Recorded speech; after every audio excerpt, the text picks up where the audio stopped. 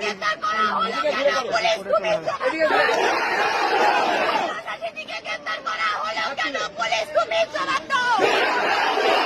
বিধায়ক নওশাদ সিদ্দিকীকে গ্রেফতার করা হলো কেন? পুলিশ তুমি জবাব দাও।